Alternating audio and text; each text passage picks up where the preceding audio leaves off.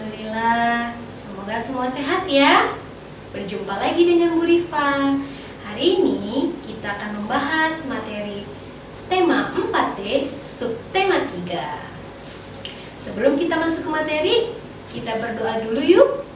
Kita berdoa sebelum belajar. Angkat kedua belah tanganmu. Kita berdoa sama-sama.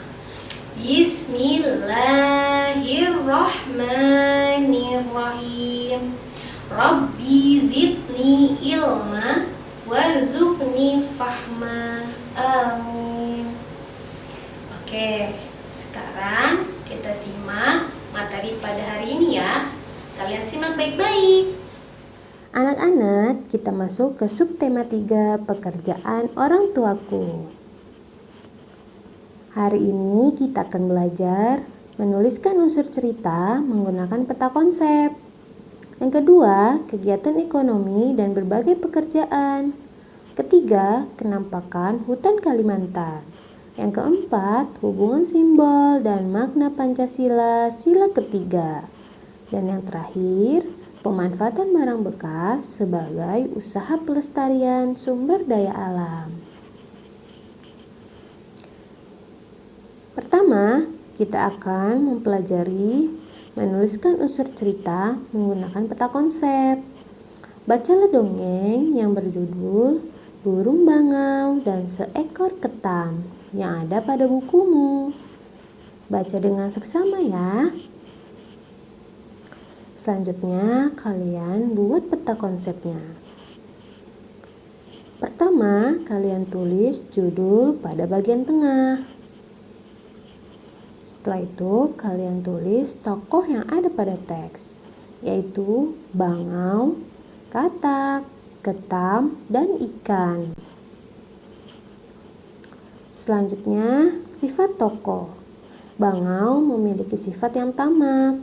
Katak dan ikan memiliki sikap mudah percaya. Dan ketam memiliki sifat yang cerdik. Tempat kejadian berada di danau. Yang terakhir, pesan moral yang dapat diambil adalah jangan bersikap tamak dan hanya mementingkan diri sendiri, karena akan merugikan diri sendiri dan orang lain. Nanti teksnya kalian baca lagi ya nak. Selanjutnya kita akan mempelajari kegiatan ekonomi dan berbagai pekerjaan. Seperti gambar, ibu sudah mencontohkannya ya. Pertama, pohon-pohon di hutan akan ditebang menjadi kayu gelondongan. Proses ini dinamakan produksi. Kemudian, kayu gelondongan akan dibawa ke pengrajin kayu. Di sini juga masih disebut proses produksi. Setelah itu, dari pengrajin kayu, meja-meja, kursi-kursi, dan barang-barang yang lainnya akan dibawa ke toko mebel. Proses ini dinamakan distribusi. Dari toko mebel, pembeli akan membeli kursi, meja, lemari, dan barang-barang yang lain. Proses ini dinamakan konsumsi. Pekerjaan yang terlibat di sini adalah penebang pohon, pengrajin kayu, dan penjual barang-barang alat rumah tangga.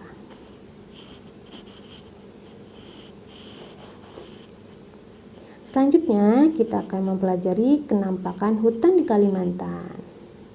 Nah, anak-anak, kalian bisa lihat ya, gambar hutan Kalimantan dari tahun ke tahun. Dari awal, hutan Kalimantan sangat hijau ya, dan sangat asri. Semakin lama hijaunya berkurang. Nah, lihat pada di tahun 2020, hijaunya semakin sedikit ya nak. Karena apa ya? Karena dari tahun ke tahun, pohon Kalimantan itu terus berkurang akibat pembakaran hutan. Kira-kira pada tahun 2030 bagaimana ya keadaan pohon di Kalimantan? Semoga pohon di Kalimantan bisa seperti sedia kala ya nak. Maka dari itu, pembakaran hutan sangat dilarang.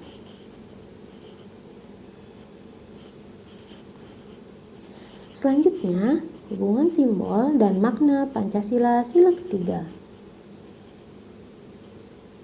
Sila ketiga Pancasila disimbolkan dengan pohon beringin.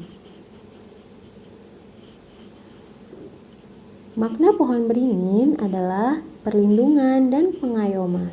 Pohon beringin memiliki naungan cukup besar yang mampu melindungi siapapun yang berada di bawahnya. Nah, seperti ini ya nak, simbol sila ketiga.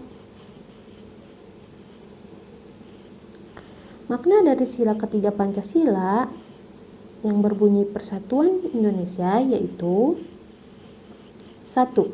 Menempatkan persatuan, kesatuan, kepentingan, dan keselamatan bangsa dan negara di atas kepentingan pribadi dan golongan. Jadi, kalian harus mementingkan kepentingan bangsa, negara, dibanding kepentingan pribadi ya.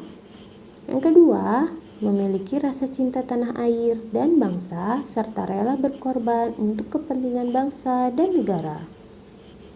Yang ketiga, pengakuan terhadap keragaman suku bangsa dan budaya sekaligus mendorong ke arah pembinaan persatuan dan kesatuan bangsa. Pengamalan sila ketiga Pancasila. Yang pertama, di sini ada gambar kalian bermain bersama teman-teman tanpa memandang suku.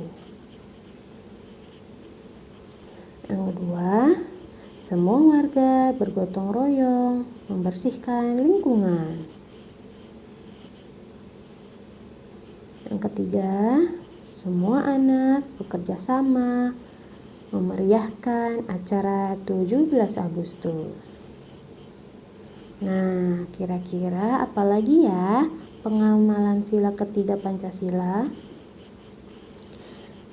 Kalau kalian tahu, kalian tulis di bukumu ya.